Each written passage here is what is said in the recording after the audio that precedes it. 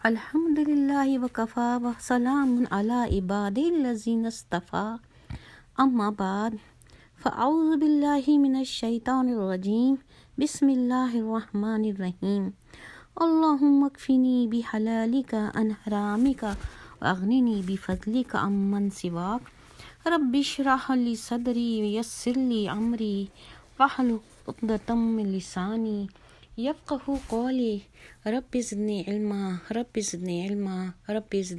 علما. میرے تمام دینی بہن بھائیوں، السلام علیکم ورحمۃ اللہ. ایک حدیث پاک میں آتا ہے، مفہوم حدیث ہے یہ، کہ فرمایا رسول پاک محمد صلی اللہ علیہ وسلم نے کہ جس شخص نے اپنی 2 بیٹیوں کی پرورش اس طرح سے کی کہ ان کو ادب سکھایا، ان کو دین سکھایا، ان کو اچھی خوراک دی، ان کی کفالت کی اور محبت سے ان کو پالا اور پھر ان کو رخصت کیا، تو وہ جنت میں میرے ساتھ ایسے ہوں گے کہ پھر انہوں نے اپنی 2 انگلیاں اٹھا دکھائیں کہ جیسے 2 انگلیاں قریب قریب ہوتی ہیں، اس طرح سے ایسے باپ جو ہے نا، ایسے والدین میرے قریب ہوں گے جو اپنی بچی کی ایسی پرورش کریں گے. کیا یہ اس ایک حدیث سے ہمیں سبق نہیں ملتا کہ بیٹیاں کتنی عزیز تھیں محمد صلی اللہ علیہ وسلم کو؟ اور کتنی بار کہا، کتنی حدیثوں میں کتنی دفعہ فرمایا کہ بیٹیاں تو رحمت ہوتی ہیں، بیٹیاں تو رحمت ہوتی ہیں. جس گھر میں پہلی بیٹی پیدا ہو یا جس عورت کی پہلی بیٹی ہو، وہ رحمت ہوتی ہے. تو لیکن ہمارے معاشرے میں کیا ہے، ہم اپنی زبان سے تو بہت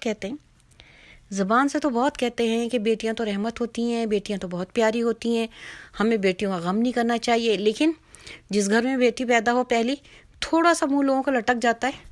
سب 100% نہ ہو لیکن بیشتر لوگ، اور اگر ایک بیٹی ہے تو اس کے بعد پھر بیٹا ہی بیٹا چاہیے ہوتا ہے. بیٹی کی بات اگر بیٹا ہو تو بہت اچھی بات، لیکن بیٹی کی بات بیٹی ہو جائے، بہت کم لوگ ہیں جو اس پر خوشی کا اظہار کرتے ہیں. سب کے دل میں دکھ ہو رہا ہوتا ہے. اور اگر بیٹے پر بیٹا ہو جائے تو کوئی بات نہیں، واہ واہ بھی، فلاں کے 4 بیٹے، فلاں کے 6 بیٹے، فلاں کے 8 بیٹے، بڑے فخر کی بات ہے.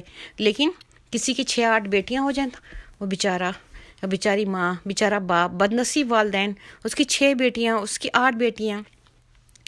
جب اللہ تعالیٰ نے رزق کا وعدہ کیا ہے تو لوگوں کو کس بات کا غم ہے؟ جس نے بیٹی دی ہے وہی اس کے رزق کا بھی انتظام کرے گا، اسی نے اس کا نصیب لکھا ہے. ہم نے تو ایسا دیکھا ہے، بعض گھروں میں 5-5 6-6 8-8 بیٹیاں ہوتی ہیں اور ان کی بہترین ان کی تربیت کی جاتی ہے. وہ بچیاں جو ہیں اپنے نصیب لے کر آتی ہیں اور ان کے اچھے نصیب لکھے ہوتے ہیں. ماں باپ ان کو بڑی سہولت سے، آسانی سے رخصت کر دیتے ہیں. اور بعض گھروں میں ایک بیٹی فقط ہوتی ہے، وہی مصیبت بن جاتی ہے، بھاری بن جاتی ہے. اس کو اس طرح سے پالا جاتا ہے کہ جب شادی کا وقت آتا ہے تو کہیں ڈھنگ کا رشتہ نہیں ملتا. ان کے ہزاروں فرمائشیں ہوتی ہیں، ہزاروں چیزیں ہوتی ہیں، خود کچھ نہ کچھ ایسی مشکل پیش آ رہی ہوتی. اللہ نہ کرے کسی کو ایسی مشکل پیش آئے، چاہے 1 بیٹی ہو چاہے 12 بیٹیاں ہوں. لیکن ہوتا ہے اکثر جن کے گھروں میں کئی بیٹیاں ہیں، وہ بہت آسانی سے پار لگ جاتی ہیں. لیکن لوگوں کو یہ غم کھایا جاتا ہے. پھر جب کسی سے پوچھو کہ بھائی کیوں بیٹی کا اتنا دکھ، کیوں، کیا ہو گیا؟ اگر کسی کی 4 بیٹیاں ہیں، 6 بیٹیاں ہیں، تو نہیں، اس لیے کہ بیٹیوں کے نصیب سے ڈرتے ہیں. بھائی کیوں ڈرتے ہیں آپ بیٹیوں کے نصیب سے؟ یہ تو اللہ نے لکھا ہے نا. جتنی بھی بیٹیاں ان کا نصیب اللہ نے لکھا ہے. اگر اللہ اچھا چاہے گا تو اچھا ہی ہوگا. آپ اللہ سے اچھا گمان رکھیں، جتنی بھی بیٹیاں ہوں اللہ سے اچھا گمان رکھیں. اور اللہ تعالیٰ بیٹیوں کے لیے کیا کہتا ہے؟ سورۃ تکویر میں پڑھیں کہ آیت نمبر 8 اور 9 میں، کہ جب اس لڑکی سے پوچھا جائے گا جو زندہ گاڑ دی گئی کہ وہ کس گناہ پہ ماری گئی. کتنا ہولناک سوال ہے یہ. ایک معصوم بچی جس کو لوگ زندہ دفن کر دیتے تھے، جب وہ بچی خود اٹھے گی اپنے باپ کے خلاف گواہی دے گی، یہ اشارہ کرے گی یہ وہ باپ جس نے مجھے زندہ گاڑا تھا، زمین میں دفن کر دیا تھا. تو یہ اس دور کو ختم کرنے کے لیے ہمارے پیغمبر آئے اور انہوں نے بیٹیوں کی عزت عظمت اوپر بڑھائی، اپنی بیٹی سے محبت کی، صحابیوں کی بیٹیوں سے محبت کی، بیٹیوں کی محبت کی تلقین کی، ان کے اوپر نرم ہاتھ رکھنے کے لیے، ان سے محبت کرنے کے لیے، ان کو رحمت بنایا، ان کا درجہ بلند کیا، ماں کی حیثیت سے درجہ بلند کیا، بیٹی کی حیثیت سے، بہن کی حیثیت سے، بیوی کی حیثیت سے حقوق برابر کے دیے. کہیں بھی اسلام نے بیٹیوں کو پیچھے نہیں چھوڑا. کہیں بھی اسلام نے بیٹیوں کو پیچھے نہیں کیا. کہیں نہیں کہا گیا کہ بیٹی کمتر ہے مرد سے، بیٹے سے. لیکن زمانہ آج بھی وہیں اٹکا ہوا ہے. اسی 1400 سال پہلے، 1500 سال پہلے کا دور، کہ ایک شقیق القلب باپ نے ایک ینگ لڑکا، حیرت ہوتی ہے سن کے کہ اس نے اپنی معصوم پیدائش 7 دن کی بچی کو گولیوں سے بھون ڈالا. اس ماں کے دل پہ کیا گزری ہوگی جس نے 9 مہینے بچی کو پیٹ میں رکھا، اس کو پالا پوسا، ہر لمحے یہ سوچا کہ میری بچی میرے سامنے آئے. اس نے اتنی محنت مشقت اٹھائی، اس بچی کو پیٹ میں لے کے پھری، اور وہ باپ ایسا ظالم کہ اس نے پیدا ہوتے ہی اس کو دیکھنا گوارا نہیں کیا، منہ پھیر لیا اس سے کہ بیٹی کیوں پیدا ہوئی. بھی کیا اس ماں کے ہاتھ میں تھا کہ بیٹی پیدا کرنا؟ بیٹا بھی تو وہی دیتا نا. اس نے بیٹی تمہیں کیوں دی؟ اور اس کے پیچھے اس کے دل و دماغ میں کیا چل رہا تھا؟ کچھ نہ کچھ ایسی بات تھی جو اسے اس کی ہولناکی کا اندازہ ہو رہا تھا کہ میں نے اگر کچھ کہیں غلط کیا ہے تو کہیں ایسا نہ ہو کہ اس کی سزا مجھے بیٹی کی صورت میں ملے.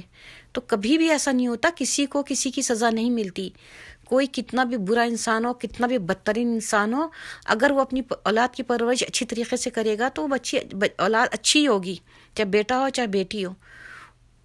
اس کا دار و مدار اس بات پہ ہوتا ہے کہ آپ اس کی اچھی تربیت کریں. اس بات پہ نہیں ہوتا ہے کہ اگر ماں بدکار تھی یا باپ بدکار تھا تو اس کی اولاد بدکار ہوگی، چاہے وہ اولاد کتنی نیک ہو، یا اس کے ساتھ ویسا ہی ہو جائے گا جیسا اس نے ظلم کیا لوگوں پر. تو خدا کے واسطے لوگوں اس بات کو سمجھو اور گناہ سے ڈرو، دلوں میں خوف پیدا کرو. جو لوگ اس طرح کی حرکت کرتے ہیں، کوئی غیرت کے نام پہ بیٹیوں کو قتل کر رہے ہیں، اور پیدا ہی ہوتے ہی بچے کو مار دینا، یعنی دنیا میں کیا منہ دکھائیں گے؟ حشر میں تو جو ان کا حشر ہوگا. یعنی وہ معصوم بچی جس کا نام بھی جنت رکھا گیا، اس شخص نے تو اپنے آپ کو جنت سے نہ صرف اپنی بیٹی سے محروم اپنے آپ کو کیا، بلکہ سچ مچ کی جنت سے محروم کر لیا. ایسے لوگوں کی معافی ہوگی؟ یہ کس قسم کا ایمان ہے بھائی؟ تم مسلمان ہو، اپنے آپ کو مسلمان کہتے ہو، چاہے تمہارے اعمال خراب ہیں، چاہے تم کتنے ہی گناہ گار ہو، کتنے برے ہو، لیکن تم ہو تو مسلمان، کلمہ گو ہو نا. اور تم نے اتنی بری حرکت کی کہ یہ نیوز سنتے ہی نوالا حلق میں اٹک گیا، رات کو نیند نہیں آئی، سوچ سوچ کے کتنے نہ جانے کتنے حساس لوگ ہیں جو رو پڑے ہوں گے یہ خبر سن کے کہ اس طرح سے کوئی سفاک باغ اپنی بچی کو اپنے ہاتھوں ختم کرتا ہے. حد ہوتی ہے، کوئی حد ہوتی ہے. ایسے شخص کو تو نا سر عام اتنی سخت سزا ملے کہ پھر آئندہ کسی کو جرت نہ ہو اس طرح سے کرنے کی. اگر تمہیں بیٹی بری لگتی تھی تم کسی کو دے دیتے، چلو تم بیوی کو چھوڑ دیتے. بیوی تو چاہیے تھی اس لیے کہ تمہیں پتا تھا کہ تمہیں کوئی شریف لڑکی نہیں ملے گی جیسے تم تھے، تمہارا کردار ٹھیک نہیں تھا نا، تم نے غلط کام کیے تھے، اس لیے تمہیں خوف تھا، ڈر تھا. تو تم نے سوچا کہ بچی کو مار دو، تو وہ ماں بچی کے بغیر رہے گی؟ وہ زندہ رہ سکتی اس طرح سے؟ کتنا اس کی نظروں کے سامنے معصوم بچی کو پٹخنا زمین پہ، اور پھر اس کو بھون دینا گولیوں سے. ایسا تو کوئی دشمن بھی نہیں کرتا ہے. جس طرح سے ایک باپ نے اپنی معصوم بچے کو، اپنے جگر کے ٹکڑے کو، ہمارے پیغمبر محمد صلی اللہ علیہ وسلم کہا کرتے تھے فاطمہ تو میرے جگر کا ٹکڑا ہے، فاطمہ تو جنتی عورتوں کی سردار ہے. ان کی بھی تو 4 بیٹیاں تھیں، اللہ نے تو ان کو بیٹے دے کے واپس لے لیے، اور وہ اپنی بیٹیوں سے اتنی محبت کرتے تھے. تم کس نبی کے ماننے والے ہو؟ تم کس کو پوچھنے والے ہو؟ کس کو مانتے ہو؟ کس پہ تمہارا عقیدہ ہے؟ بہت بہت ہی افسوس کی بات ہے، بہت ہی رنج اور دکھ کی بات ہے کہ ہمارا دین جو ہے سراسر رحمت ہے، نیکی کا درس دیتا ہے، بھلائی کا کام کرنے کا حکم دیتا ہے، اور ہمارے ہاں کے لوگ اتنے سنگ دل بے رحم ہو گئے. دوسروں کو تو سزائیں دیتے ہی دیتے تھے. ہر تھوڑے دن پر ایک نیوز چل رہی ہوتی ہے کہ معصوم بچے کے ساتھ یہ کیا، معصوم بچی کے ساتھ ایسا کیا. ظالموں، کچھ تو سوچو. پہلے تو ہم یہ کہتے تھے کہ اگر تم کسی کے ساتھ برا کر رہے ہو تو تمہاری بیٹی کے ساتھ ایسا ہو تو کیا ہوگا، تمہاری بہن کے ساتھ ایسا ہو تو کیا ہوگا. اب تو تم اپنی بیٹی کو بھی ایسے روند رہے ہو، گولیوں سے بھون رہے ہو. تم اتنی معصوم سی بچی، اس کا تو گلا ہی دبا دیتے. اس کو تو جو تم نے پٹخا تھا اسی پہ وہ مر گئی ہوگی بیچاری، اس کو تم نے گولیوں سے بھونا. یا اللہ تعالیٰ لوگوں کو ہدایت دے، نیکی کی راہ دکھائے، ورنہ یہ دنیا اتنی بری ہو چکی ہے کہ بس ایسا لگتا ہے کہ ختم ہے یہ دنیا. لیکن جب تک بھی ہے، جب تک قیامت نہیں آتی، جب تک لوگ رہیں گے اور کیا ایسے ہی ہوتا رہے گا، ایسے ہی سیکھتے رہیں گے؟